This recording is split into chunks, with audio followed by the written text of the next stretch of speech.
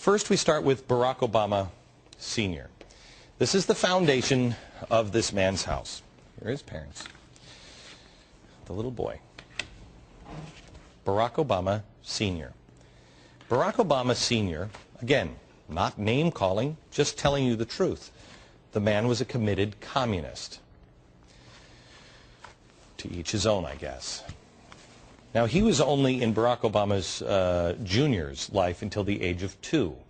His economic policies have a familiar ring. He's a Harvard-educated economist, a Nairobi bureaucrat, Barack Hussein Obama Sr. He advised his pro-Western Kenyan government after he left this little boy. He went over and advised them to redistribute income through higher taxes. The apple doesn't seem to fall far from the tree here. He also wrote about his distrust of a capitalist system while quoting Marx. Now, that's his dad. When Barack was 2, this man left his son for a good Harvard education. And then he only visited his son once. I'm not sure if this is the picture. Obviously, San Francisco. Of his mother now, I mean, it's Dorothy from Kansas, right? That's what everybody says. Dorothy from Kansas. And again, I'm not disparaging his parents. We just have to get to know his parents. Obama said that she was quoting him, the dominant figure in my formative years.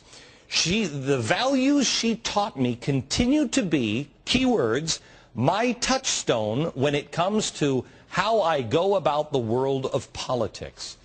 Mom, my touchstone. Do we have the picture of Mom, please? Stanley Ann Dunham. There she is. I'm sure she was a great mom. She is his touchstone, the values and the things she taught him, his touchstone when it comes to politics. She was described by a friend as, quote, a fellow traveler. If anybody who reads about progressives and Marxism, you recognize that language.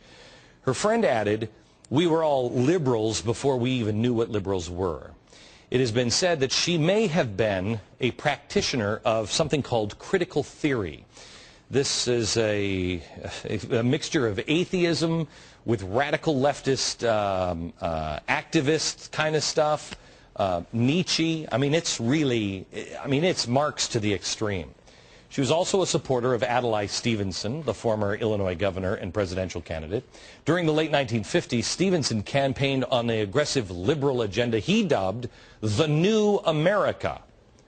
Change, fundamental change for a new America.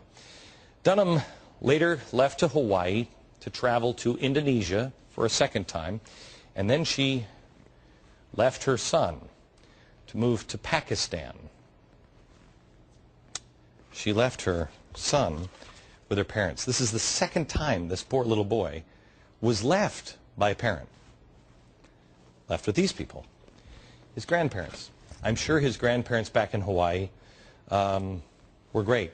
I mean, Obama has portrayed his mother's parents as conservative Methodists and Baptists from Kansas. There's a problem with that. At some point they changed, because when they lived in Washington State, these two, his mom's parents, were members of the East Shore Unitarian Church. This is a left-leaning congregation in Bellevue near Seattle. I grew up in the Seattle area. I know about this part of history. I didn't know these people attended it, but I know about this part of history. The Chicago Tribune mentions a description of grandparents' church here. Barack Obama, mother, not just a girl from Kansas. They mention it as the Little Red Church on the Hill. This is what I remember it as growing up in the Seattle area. According to its own website, the East Shore Unitarian Church got that name because of well-publicized debates and forums on such controversial subjects as the admission of Red China to the United Nations. John Stenhouse, a local communist and a former chairman of the Mercer Island School Board, the Little Red School, also happened to serve as the church president possibly contributing to the red label. So let me recap.